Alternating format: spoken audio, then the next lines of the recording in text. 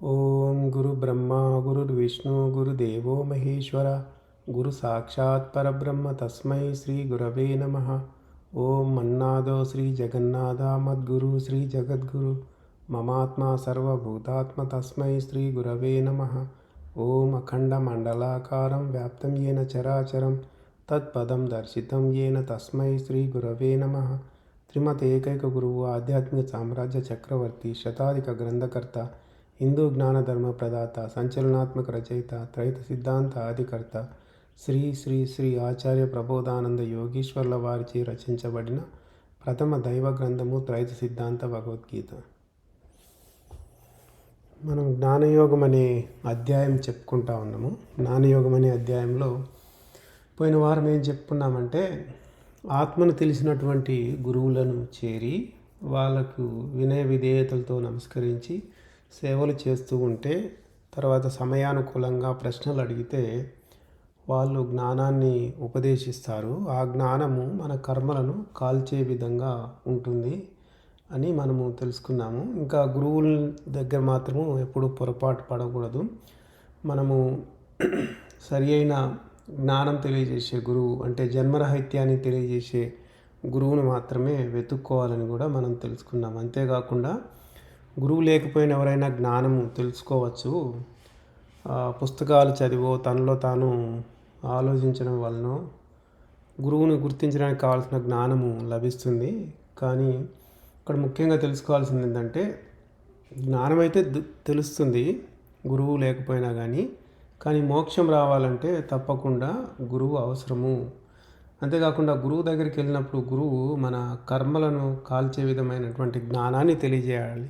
మనం అంతకుముందు జ్ఞానయజ్ఞం గురించి చెప్పుకున్నాం. జ్ఞానయజ్ఞం చేయాలని అంటే కర్మలను కాల్చడం, కర్మలను కాల్చే విధమైనటువంటి జ్ఞానబోధ గురువు చేస్తాడు. అలాంటి గురువు దగ్గర నుంచి మనము జ్ఞానాగ్నిని తీసుకొచ్చుకొని ఆ జ్ఞానాగ్నిని మనం ఇంకా వాడుకుంటూ మనం ఏం చేయాలి, ఇంకా మన కర్మను కాల్చుకుంటూ పోవాలి. దానికి ఉదాహరణగా మన ఇంట్లో పొయ్యి ఉంది, తర్వాత కట్టెలు అన్నీ ఉన్నాయి సిద్ధంగా, ఒక్క నిప్పురవ్వ లేదు. పక్కింట్లో వాళ్ళ దగ్గర నుంచి నిప్పురవ్వ తెచ్చుకొని ఏ విధంగా అయితే మన పొయ్యిలో పెట్టుకొని దాన్ని ఊదుతూ అగ్గి రాజేసి వంట వండుకొని మోక్షం అనే వంటని తింటాము. ఆ విధంగానే జ్ఞానం అనే అగ్ని గురువు దగ్గర నుంచి తెచ్చుకొని ఆ అగ్ని ఆరిపోకుండా ఎల్లప్పుడూ ఆ జ్ఞానాగ్ని ద్వారానే మనము కర్మలను కాల్చుకోవాలి అని కూడా మనము తెలుసుకున్నాము. ఇంకా తర్వాత భగవంతుడు ఏం తెలియజేస్తుండంటే, ఏ జ్ఞానం వలన మోహం కలగదో, ఏ జ్ఞానము చేత సమస్త జీవరాశుల్లో ఆత్మలో జీవరాశులు ఉన్నట్లు తెలియను అట్టి జ్ఞానం పొందగలవంటే, గురువుల దగ్గరికి పోయి మనం జ్ఞానం తెలుసుకున్నప్పుడు ఆ గురువులు బ్రహ్మయోగం సంబంధించినటువంటి జ్ఞానాన్ని బోధించినట్లయితే అప్పుడు దాన్ని సాధన చేసి బ్రహ్మయోగాన్ని సిద్ధించుకుంటే అప్పుడు బ్రహ్మయోగము పొందినటువంటి వ్యక్తి అందరిలోనూ సమానంగా ఆత్మ వ్యాపించి ఉందని, అందరిని ఏ విధంగా అయితే ఆత్మ నడిపిస్తుందో తనని అలాగే నడిపిస్తుందని, అన్ని జీవరాశుల్లో ఉన్న ఆత్మ తనలో కూడా ఉందని, తనలోని ఆత్మ అన్ని జీవరాశుల్లో ఉందని కూడా తెలుసుకుంటాడు. అంటే ఆత్మలో అన్ని జీవరాశులు ఉన్నాయని కూడా తెలుసుకోవడం అనేది జరుగుతుంది. ఇంకేమంటున్నాడంటే, ప్రపంచంలో ఎంత పాపాత్ముడైనప్పటికీ కూడా ఆ పాపం ఒక సముద్రం అంతైనా ఉండవచ్చు, కానీ అంత సముద్రం అంతటి పాపాన్ని కూడా జ్ఞానం అనే చిన్న ఓడ ద్వారా దాటిపోవచ్చు అని తెలియజేశాడు. ఇంకా ఏమన్నాడంటే, ఏ విధంగా అయితే అగ్నిలో కట్టెలు కాలిపోతాయో, ఏ కట్టె అయినా సరే కాలిపోతుంది, అలాగే జ్ఞానం అనే అగ్నిలో సర్వకర్మలు కాలిపోతాయి అని చెప్పాడు. అందుకే జ్ఞానాగ్ని దగ్ధ కర్మానం అని కూడా చెప్పాడు. ఇంకేమన్నాడంటే, స్వామివారు ఏం చెప్పారంటే, ఎవరైనా కానీ నన్ను లోకం దృష్టిలో గీతను రాసిన స్వామిగా జ్ఞానిగా మర్యాదతో చూసినప్పటికీ కూడా ఒకవేళ జ్ఞానాగ్ని అనేది నాలో కనుక లేకపోతే దైవ దృష్టిలో కానీ ఆధ్యాత్మిక విద్య ప్రకారం కానీ నేను యోగిని అంటకు వీల్లేదు. ఇలాంటి సూత్రమే అందరికీ వర్తిస్తుందని కూడా స్వామివారు తెలియజేశారు. ఇంకా ఈ ప్రపంచంలో జ్ఞానంకి సరిసాటి అయినది ఏదీ లేదు, దానికంటే పవిత్రమైనది కూడా ఏదీ లేదు. కర్మయోగం ఆచరించేటువంటి కర్మయోగి కాలం గడుస్తున్న కొద్దీ మోక్షానికి దగ్గర వాడవుతాడని కూడా తెలియజేశాడు. ఇంకా తర్వాత ఇంకేమంటే, ఎవరికైతే శ్రద్ధ ఉంటుందో, ఇంద్రియాలను నిగ్రహించగలుగుతారో అలాంటి వాళ్ళకి జ్ఞానం లభిస్తుంది. అలాంటి వాళ్ళు జ్ఞానం లభించిన తర్వాత చాలా తొందరగానే మోక్షాన్ని పొందుతారని చెప్పాడు. ఇది బ్రహ్మయోగానికి సంబంధించి. ఎందుకంటే శ్రద్ధ కలిగి ఇంద్రియాలను నిగ్రహించడం కేవలం బ్రహ్మయోగంలోనే చేయగలుగుతారు. కర్మయోగంలో కార్యములు చేయవలసి ఉంటుంది. కర్మయోగంలో ఇంద్రియముల యొక్క నిగ్రహం అనేది ఉండదు. అది ఆ విధంగా మనము పోయిన వారం చెప్పుకున్నాము.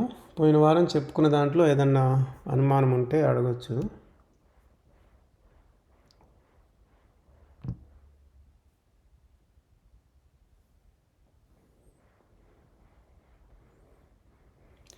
తర్వాత శ్లోకం చూద్దాం ఈరోజు. అజ్ఞచ్చ శ్రద్ధాదానచ్చ సంశయాత్మా వినశ్యతి, నాయం లోకో అస్తి న పరో న సుఖం సంశయాత్మనః. ఇది ఒక జీవునికి సంబంధించినటువంటి శ్లోకంగా, జీవాత్మకు సంబంధించిన శ్లోకంగా ఇక్కడ తెలియజేస్తూ ఉన్నారు. ఎవరికైతే అనుమానాలు ఉంటాయో, అందుకే సంశయాత్ముడై ఇంకా శ్రద్ధ లేనివాడు, జ్ఞానశూన్యుడైనటువంటి జనుడు, ఏమాత్రం జ్ఞానం లేనటువంటి వాడు, శ్రద్ధ లేనటువంటి వాడు, అనుమానాలతో నిండుకున్నటువంటి వాడు తప్పక చెడిపోతాడు అని చెప్తున్నాడు. ఇంకా ఏమంటున్నాడంటే, అలా అనుమానాలతో కూడుకున్నటువంటి వానికి ఈ లోకంలోనూ పరములోను ఎక్కడ సుఖము లేదు, ఈ లోకంలో సుఖం లేదు, పరలోకంలో కూడా సుఖము లేదు అని ఇక్కడ తెలియజేస్తున్నాడు. ముఖ్యంగా ఇక్కడ సంశయాత్ముని గురించే ఎక్కువగా చెప్పడమైంది. సంశయములు అంటే అనుమానాలు. సంశయాలకు పరిష్కారాలు అనేవి కనుక్కోవాలి, తెలుసుకోవాలి. తప్పకుండా అనుమానం వచ్చిన వెంటనే తప్పకుండా తెలుసుకోవాలి. అలా చేయలేకపోతే వాళ్ళకి ఇహపరముల్లో సుఖం ఉండదు అంటున్నారు. అయితే ఎవరికైనా కానీ అనుమానాలు, సంశయాలు అనేవి తప్పకుండా ఉండి ఉంటాయి. అయితే వాటిని కొంత యోచిస్తే పరిష్కారం లభించవచ్చు. లేదా తెలిసిన వాళ్ళని అడిగితే వాళ్ళు చెప్పిన దాన్ని విని తమ యొక్క సంశయాలను కూడా లేకుండా చేసుకోవచ్చు. కానీ కొందరు ఏం చేస్తూ ఉంటారంటే, అలా యోచించకుండా ఈ విషయం ఇంతేలే అని చెప్పి వాళ్ళు ఒక గోడ కట్టుకొని కూర్చుంటారు అన్నట్టు. ఇంతకంటే లేదు, ఇది ఇంతే అని చెప్పేసి వాళ్ళు ఒక విషయాన్ని పరిశీలిద్దామన్న ఆలోచన కూడా ఉండదు. ఒక నిర్ణయం ముందే తీసుకుని ఉంటారు. ఇంకా దీనికి మించి ఎవరన్నా కానీ ఏదైనా చెప్తే ఇక వినొద్దు అని అలాగే గట్టిగా ఉండిపోతారు అన్నట్టు, మొండిగా ఉండిపోతారు. వాళ్ళు ఏదైతే అనుకుంటారో అదే నిజమని భ్రమలో కూడా ఉంటారు వాళ్ళు. అలాంటి వాళ్ళు ఏంటంటే, వాళ్ళు అసత్యంలో ఉండి ఇక దానికి సత్యమైన జవాబు లేదని అనుకుంటూ ఉంటారు. దానికి ఉదాహరణగా దయ్యం గురించి కనుక మనం చెప్తే, దయ్యం ఏంటంటే సూక్ష్మము, కంటికి కనిపించేది కాదు. అయితే దయ్యాల బాధ ఎంతోమంది పడుతూ ఉంటారు. ఎందుకు పడుతుంటారంటే, వాళ్ళ కర్మలో దయ్యాల చేత పీడించబడేది ఉన్నప్పుడు దాన్ని తప్పించుకోలేరు, వాటి బాధ పడుతుంటారు. అది కర్మ ప్రకారంగా జరిగేదే, అంతేగాని ప్రతి ఒక్కరిని దయ్యం పట్టాలని ఏమీ లేదు.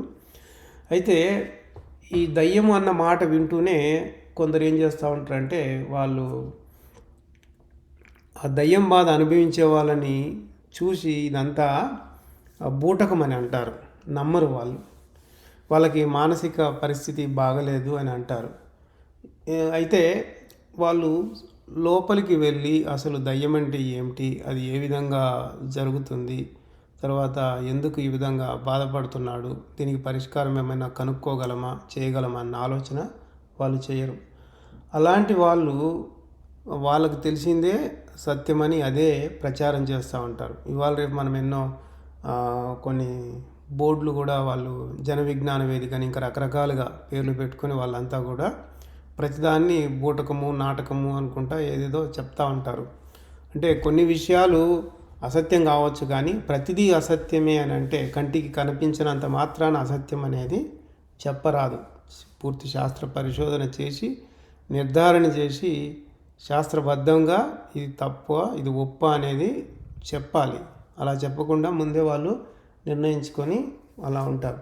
ఒకవేళ కనుక వాళ్ళకే నిజంగానే దయ్యాల బాధ కలిగితే వాటి నుంచి కూడా బయటపడే మార్గం వాళ్ళకి తెలియదు. అలాంటి వాళ్ళు తర్వాత జన్మల్లో అధోగతి పాలవుతారని దేవుడే చెప్తాడు. అలాంటి వాళ్ళే ఈ జన్మలో సుఖము ఉండదు వాళ్ళకి, తర్వాత జన్మల్లో వాళ్ళకి సుఖం ఉండదు. అంటే మళ్ళా పుడతారు కదా, పుట్టినప్పుడు వాళ్ళకి ఇహలోకంలో సుఖం ఉండదు, తర్వాత పరంలో మోక్షం కానీ లభించదు. పరలోకం అంటే మోక్షము, ఆ మోక్షం కానీ లభించదు. వాళ్ళు జన్మ జన్మకి అధోగతి పాలవుతూ ఉంటారు, అంటే ఇంకా డౌన్ఫాల్ అవుతూ ఉంటారు అని ఇక్కడ తెలియజేస్తూ ఉన్నాడు. ఇక్కడ ఏమన్నా డౌట్ ఉందా?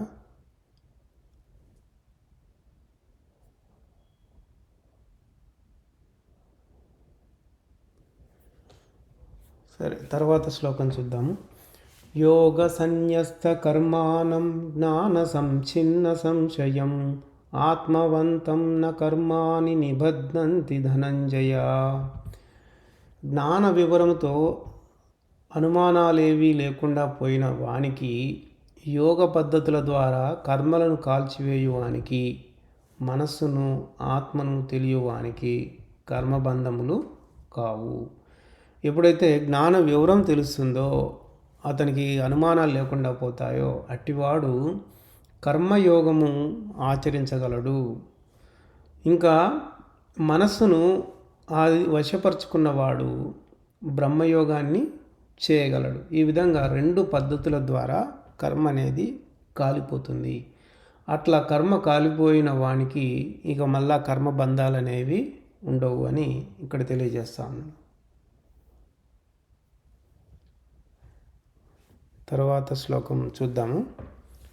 తస్మాదజ్ఞాన సంభూతం హృత్స్థం జ్ఞానాసినా ఆత్మనః చిత్వైనం సంశయం యోగమాతిష్టోత్తిష్ట భారత.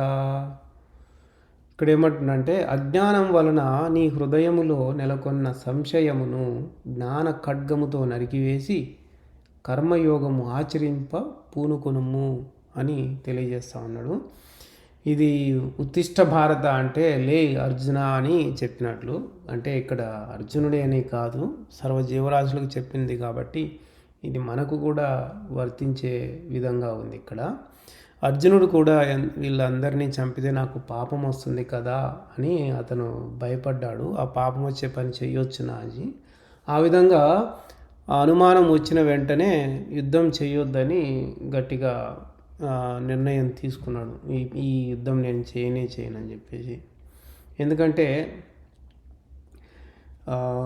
కర్మయోగ సంబంధ జ్ఞానం చే యుద్ధం వలన పాపం వచ్చినను అనుమానము పోగొట్టుకునవచ్చును. అంటే మనకి భగవంతుడు తెలియజేసినటువంటి కర్మయోగ విధానం ఏదైతే ఉందో, ఆ విధానాన్ని కనుక మనం బాగా అర్థం చేసుకున్నట్లయితే అప్పుడు యుద్ధము చేసినప్పటికీ, యుద్ధం అంటే మన జీవితమే ఒక యుద్ధం లాంటిది. మన జీవితంలో ఏ కార్యం చేసినప్పటికీ కూడా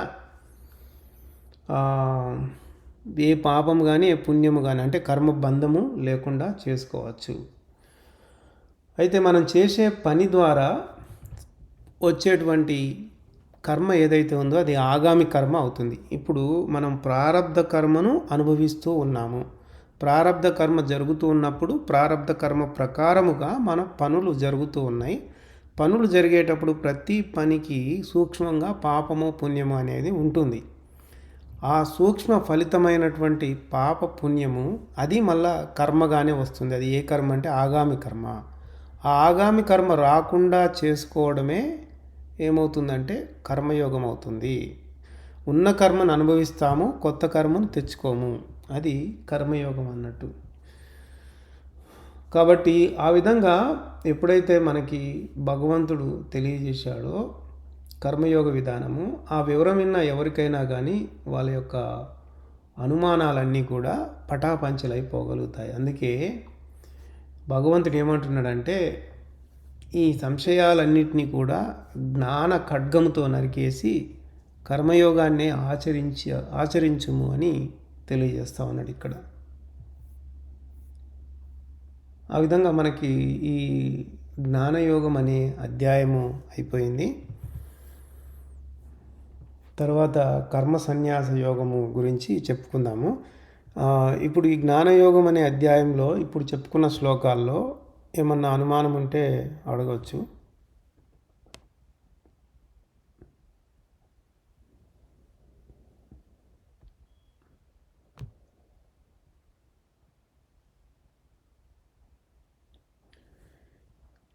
కర్మ సన్యాస యోగము చెప్పుకుందాం మనం ఇప్పుడు. కర్మ సన్యాస యోగము అర్జునుడు మొదట కృష్ణుణ్ణి అడుగుతాడు. అది ఏమిటంటే, సన్యాసం కర్మణాం కృష్ణ పునర్యోగం చ శంససి యశ్రేయయేతయోర్యేకం తన్మే బ్రూహి సునిశ్చితం. ఇక్కడ ఈ శ్లోకము 2 యోగముల గురించి అని చెప్పబడతా ఉంది. ఎందువలనంటే మనకి భగవంతుడు బ్రహ్మయోగము కర్మయోగము 2 విధానాల గురించి తెలియజేసిండు. 2 విధానాల గురించి తెలియజేసినప్పుడు అర్జునుడికి ఇంకా కాస్త అనుమానం అనేది ఉండిపోయింది. అందుకోసమే దాని గురించే అడుగుతున్నాడు. దాని గురించి ఏమంటున్నాడంటే, కర్మ సన్యాసము గురించి చెప్పావు, కర్మ చేయడము యోగం అంటున్నావు. ఈ రెండిట్లో ఏది శ్రేష్టమైందో నాకు నిర్ణయించి చెప్పు అని అర్జునుడు కృష్ణుని అడుగుతున్నాడు. అంటే ఇంకా అర్జునుడికి కొంత అనుమానం ఉంది. రెండిట్లో ఏది చేస్తే బాగుంటుంది, బ్రహ్మయోగం చేద్దామా కర్మయోగం చేద్దామా? బ్రహ్మయోగం అనేది కర్మ సన్యాసము, కర్మలు చేయడం అనేది కర్మయోగం అనేది. అక్కడ కర్మ చేయడం కర్మయోగము అంటే కర్మయోగం ప్రకారంగా పనులు చేయడం అనేది. అయితే మనము కర్మ అని చెప్పుకున్నప్పుడు దాన్ని పాపము పుణ్యం యొక్క మిశ్రమమునే కర్మ అంటున్నాం. కర్మ అంటే పుణ్యము కావచ్చు పాపము కావచ్చు, ఏది అమలుకు వచ్చినా అది కర్మే అవుతుంది. అంటే పుణ్యం అమలుకు వచ్చినప్పుడు జీవునికి సుఖము దొరుకుతుంది, అది కూడా సుఖకర్మే. ఎప్పుడైతే పాపం అమలుకు వస్తుందో అప్పుడు జీవునికి దుఃఖం అనేది వస్తుంది, అది పాపపు కర్మ. కాబట్టి కర్మ అన్నప్పుడు పాపము పుణ్యము 2 కర్మే. ఇంకా కార్యం అంటేనేమో పనులు. ఇంకా ఈ మనకి భగవద్గీతలో ఏ విధంగా చెప్పబడిందంటే, కార్యాలను కూడా కర్మలని చెప్పబడి ఉన్నాయి అన్నట్టు. అక్కడ అది కూడా కొంచెము చూడాలి. కర్మలంటే పాపపుణ్యాలు, కార్యాలంటే కూడా కర్మలు అని కూడా మనకి చెప్పి ఉన్నారు. అయితే సందర్భము ప్రకారంగా మనం కనుక అర్థం చేసుకున్నట్లయితే అప్పుడు ఏమవుతుందంటే మనకి భావం అనేది సరిగ్గా అర్థమవుతుంది అన్నట్టు. అయితే ఇక్కడ ఈ శ్లోకంలో మనకి రెండిటి గురించి తెలియజేయటానికి కర్మ అనే పదాన్నే వాడినారు. అందుకే మనం కొంచెం జాగ్రత్తగా అర్థం చేసుకోవాలి. ఇంకా కొందరు ఏంటంటే ఆ విధంగా మనకి అంటే భగవంతుడు తెలియజేశాడు. అర్జునుడు కూడా అనుమానం వచ్చిన వెంటనే అడిగాడు. ఈనాటి రోజుల్లో ఎవరన్నా ప్రసంగాలు చెప్పేటప్పుడు మనం వాళ్ళ దగ్గరికి పోయి అడిగితే, మాకు ఈ అనుమానం ఉంది చెప్పండి అంటే, మా దగ్గర ఉన్న గ్రంథాలు ఉన్నాయి కదా చదువుకోండి మీ అనుమానాలు పోతాయి అని అంటారే కానీ వాళ్ళు చెప్పరు. అంటే అర్థం ఏంటంటే వాళ్ళకు కూడా పూర్తిగా అర్థం కాలేదనే మనం తెలుసుకోవాలి. ఇంకా వాళ్ళు ఏంటంటే మేము ప్రసంగం చెప్పేటప్పుడు మధ్యలో అడ్డు తగలగాకు, ఈ ప్రసంగం అంతా అయిపోయిన తర్వాత అప్పుడు చూస్తాంలే అని కూడా అంటూ ఉంటారు.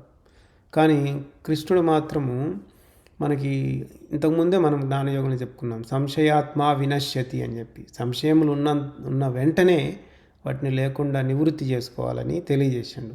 అందువల్లనే కదా అర్జునుడు ఇక్కడ అతనికి సంశయం వచ్చిన వెంటనే బ్రహ్మయోగం కర్మయోగం 2 చెప్పావు, మరి వీటిల్లో నాకు ఏది మంచిది, దేనివల్ల నాకు మంచి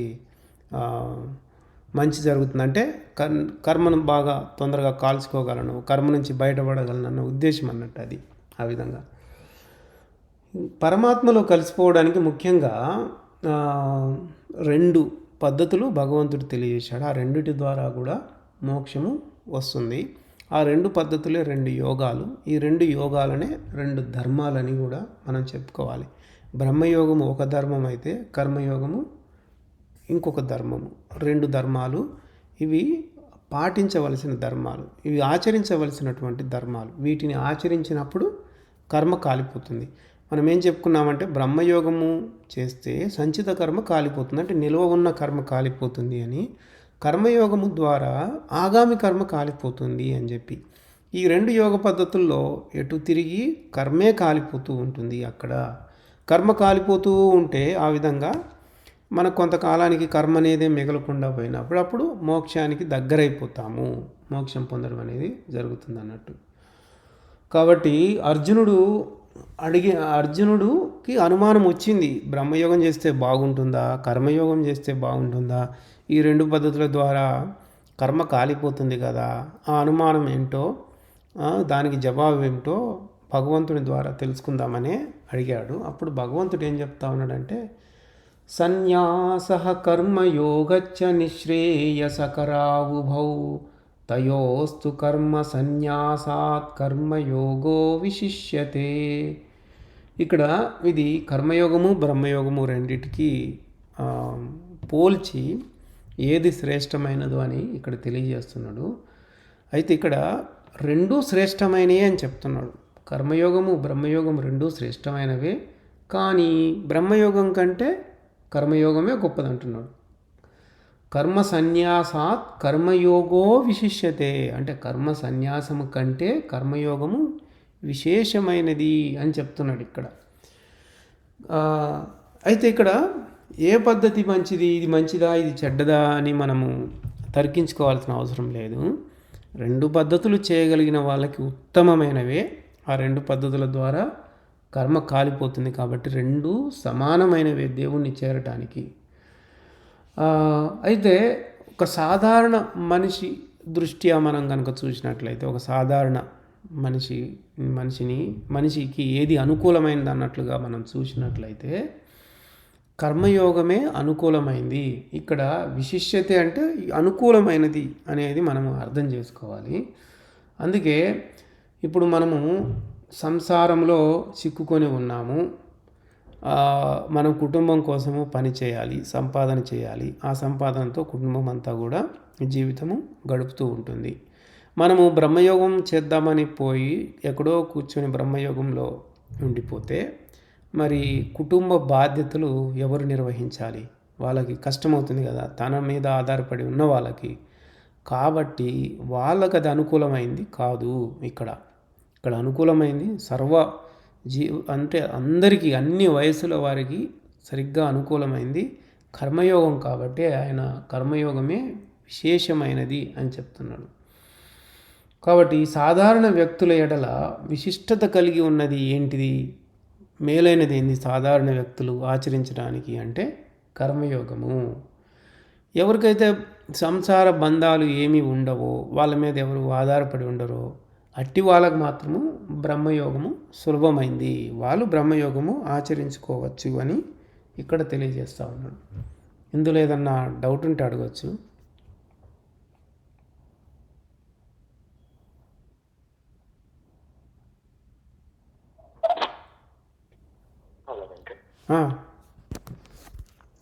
శ్రవణ్, ఇప్పుడు అంటే ఇప్పుడున్న టైంలో అందరూ చేయాల్సింది కర్మయోగమే కదా. అంటే బాధ్యతలన్నీ వదిలేసి అక్కడికి వెళ్ళి చేసినా కూడా బాధ్యతలను వదిలిపెట్టడం కూడా తప్పే కదా. అది బ్రహ్మయోగం చేసినట్టే కాదు కదా.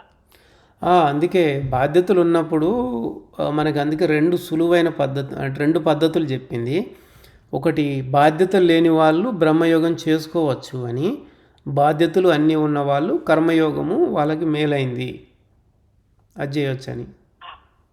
అంటే ఇప్పుడు బాధ్యత లేని వాళ్ళు అని భూమి మీద పుట్టిన వాళ్ళకి అట్లా ఎప్పుడు ఉండదు కదా. భూమి మీద పుట్టిన తర్వాత నాకు బాధ్యత లేదు అనేది ఎప్పుడు ఉండదు కదా. ఉండవచ్చు అలాంటి వాళ్ళు కూడా. ఎలా అంటే ఇప్పుడు అతను పోషించడానికి ముసలి వాళ్ళు ఎవరు లేరు అనుకుందాం.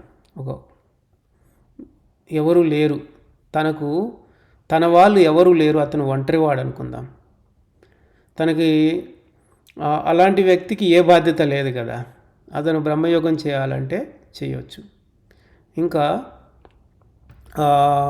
50 ఏండ్లు అలా దాటిన తర్వాత, ఆ వయసులో కన్నబిడ్డలను చూసుకోవాల్సిన బాధ్యత ఇలాంటిది ఏదీ లేదు అనుకుందాం. అప్పుడు వాళ్ళ కొడుకులు పైకి అంటే బాగా ఎదిగి రావడము, వాళ్ళు కుటుంబాలను చూసుకోవడం చేయడం అంతా చేస్తున్నప్పుడు, ఇతను పని చేసినా చెయ్యకున్నా ఎవరికి ఏ ఇబ్బంది లేనప్పుడు అప్పుడు ఇతను బ్రహ్మయోగం చేయవచ్చు.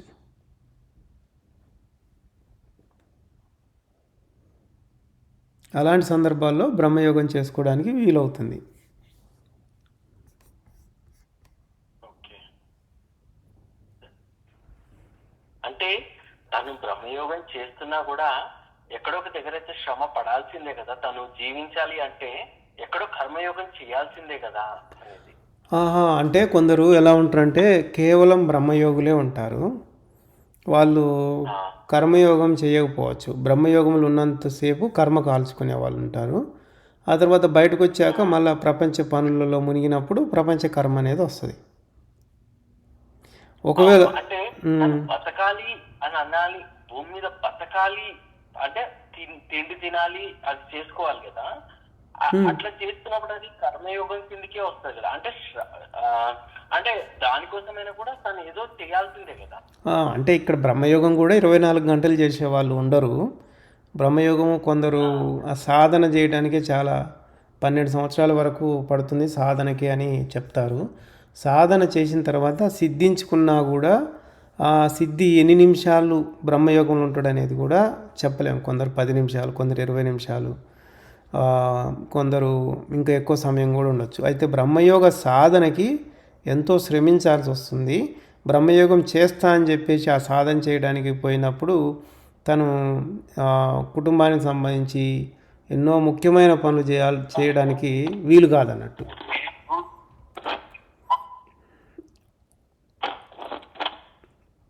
అందువలన ఇంకా అంతేకాకుండా తన కోసం సంపాదించుకోవాలనుకున్నా, ఇప్పుడు ఒకవేళ పేదవాడు ఉన్నాడు అనుకుందాం, కూలి చేసుకునేవాడు, అతను మీద ఎవరు ఆధారపడి లేకున్నా అతను పొట్టకూటి కోసము సంపాదన చేయాల్సి వస్తుంది. కొంతనా కానీ కూలి పనో ఏదో ఒకటి. ఆ సమయంలో అతను బ్రహ్మయోగం చేయలేడు. ఒకవేళ డబ్బు బాగా ఉంది అతని దగ్గర, తిండికి వీటికి ఏమి ఇబ్బంది లేదనుకుందాం, అతను ఎప్పుడైతే అతనికి ఆకలి అవుతుందో అప్పుడు తినడానికి కావాల్సినది ఉంటుంది, తింటాడు. తర్వాత బ్రహ్మయోగంలో పోయి కూర్చోవచ్చు. అలా చేయొచ్చు. ఇక కొందరు ఏంటంటే బ్రహ్మయోగము కర్మయోగం రెండూ తెలిసిన వాళ్ళు ఉంటారు. వాళ్ళు ఏంటంటే బ్రహ్మయోగంలో ఉన్నప్పుడు సంచిత కర్మ కాల్చుకుంటారు, కర్మయోగంలో ఉన్నప్పుడు ఆగామి కర్మ కాల్చుకుంటారు. అలా చేసేవాళ్ళు కూడా ఉండొచ్చు. అంటే రెండు ధర్మాలు పాటించే వాళ్ళు ఉండొచ్చు. ఇంకా కొందరు మూడు ధర్మాలు మూడింటిని పాటించేవాళ్ళు, అంటే భక్తి యోగం కూడా చేసేవాళ్ళు ఉంటారు. కర్మయోగము, బ్రహ్మయోగము, భక్తి యోగము అది చాలా అరుదు అని చెప్పుకోవచ్చు ఆ విధంగా చేయడం అనేది. ఓకే. అంటే నేను ఇక్కడ ఎట్లా ఆలోచిస్తున్నాను అంటే అన్నీ ఉన్నాయి, తినిపోయి బ్రహ్మయోగం చేయొచ్చు అంటే ఏం చేయకుండా తినిపోయి చేసే వాళ్ళకు కూడా వాళ్ళ కర్మ అనుభవిస్తున్నట్టే కదా వాళ్ళది. అక్కడ ఏ శ్రమ చేయకుండా ఏ కర్మని ఆపాదించకుండా తను శ్రమ పడకుండా వెళ్ళి తినేసి బ్రహ్మయోగం చేస్తున్నాడు అని అన్నప్పుడు తన కర్మలో అంటే తన సంచిత కర్మలో ఏ పని ఏ శ్రమ పడకుండా ఉండడం వల్ల అది జరుగుతుందా అనేది నేను అట్లా ఆలోచిస్తున్నా. బ్రహ్మయోగంలో ఏముంటుందంటే, బ్రహ్మయోగము అంటేనే కర్మ ఆపివేయడం.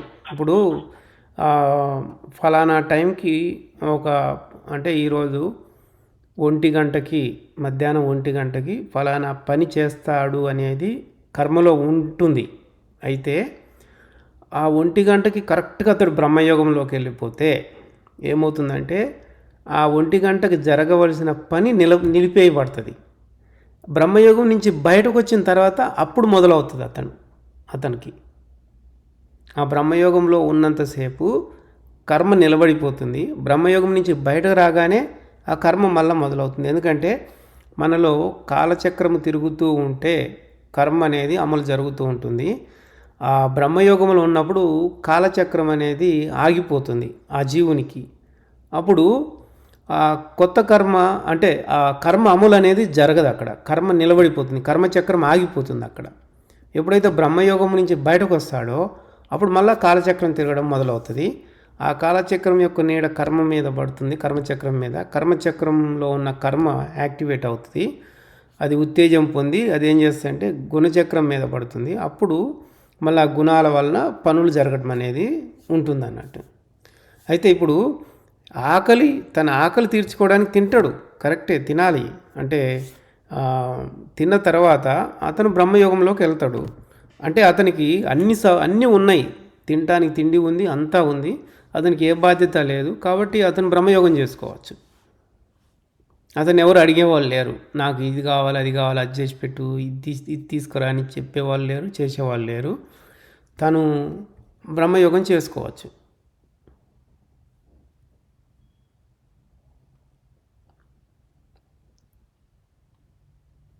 ఓకే వెంకట్. అంటే ఇక్కడ క్లియర్ అయిందా, ఇంకేదన్నా అనుమానం ఉందా? గుడ్ వెంకట్. అది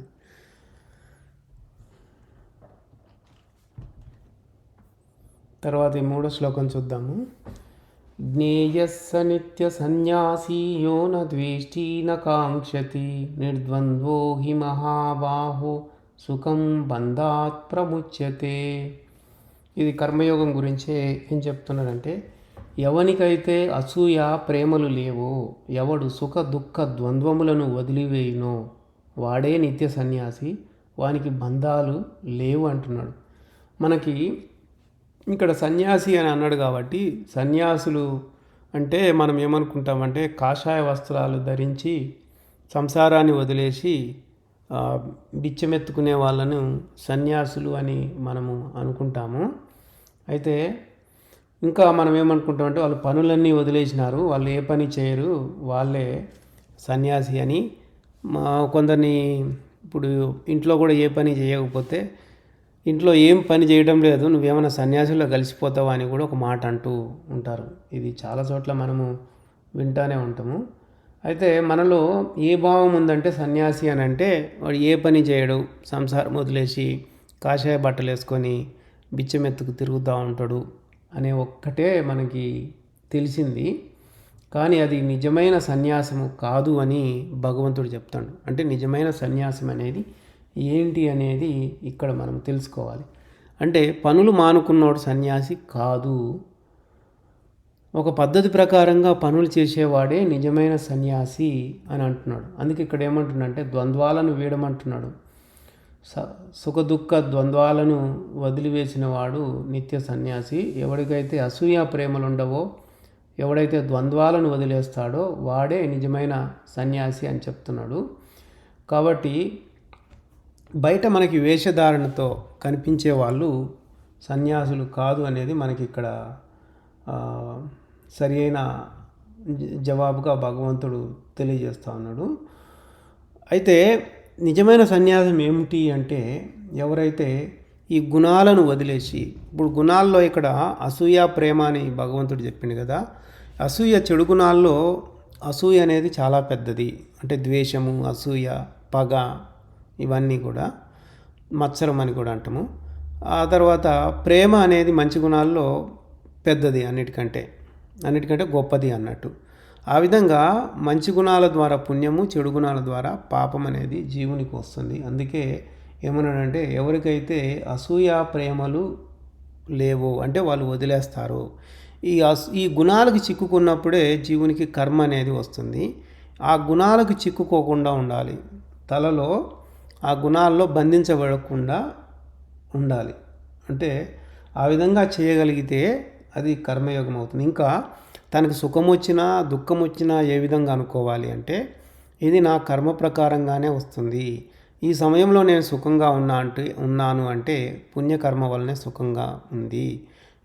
ఈ సమయంలో నాకు ఈ దుఃఖం కలుగుతూ ఉందంటే నాకు గత జన్మలోని పాపమే ఇప్పుడు అమలుకు వస్తూ ఉంది అని తలుచుకోవాలి, అలా అనుకోవాలి. అలా అనుకోవడమే కాకుండా కర్మ ప్రకారంగా కొన్నిసార్లు మంచి పనులు చేయాల్సి రావచ్చు, కొన్నిసార్లు చెడు పనులు కూడా చేయాల్సి రావచ్చు. మంచి పని చేసినా చెడు పని చేసినా ఇవి కర్మరీత్యా శరీరం ద్వారా జరుగుతున్నాయి అని అనుకోవాలి. అనుకోవడమే కాకుండా తాను వేరు, శరీరం వేరు అన్న భావం ఉండాలి. శరీరం పనులు చేస్తుంది, తాను చేయటలేదు. తాను జీవుడుగా ఉన్నాడు దేహంలో, కేవలం సుఖదుఖాలు అనుభవించేవాడుగా. ఆ విధమైనటువంటి పద్ధతి కనుక ఉన్నట్లయితే అలా చేసేదే నిజమైన సన్యాసము. అలా ఆచరించేవాడే నిజమైన సన్యాసి అవుతాడు. కానీ కాషాయ వస్త్రాలు కట్టుకొని సంసారాన్ని వదిలేసి బిచ్చమెత్తు తిరిగేవాడు, ఏ పని చేయనివాడు సన్యాసి కాదు అని ఇక్కడ మనం అర్థం చేసుకోవాలి. భగవంతుడు చెప్తుంది కూడా అదే స్పష్టంగా తెలియజేస్తూ ఉన్నాడు నిజమైన సన్యాసం ఏమిటో.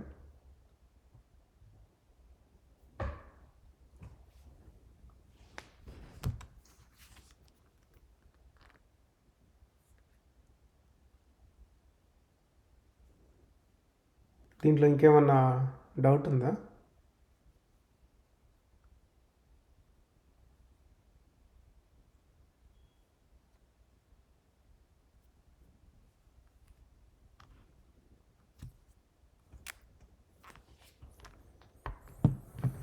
ఇంకేం డౌట్ లేకపోతే మంగళం పాడి ముగిద్దాము.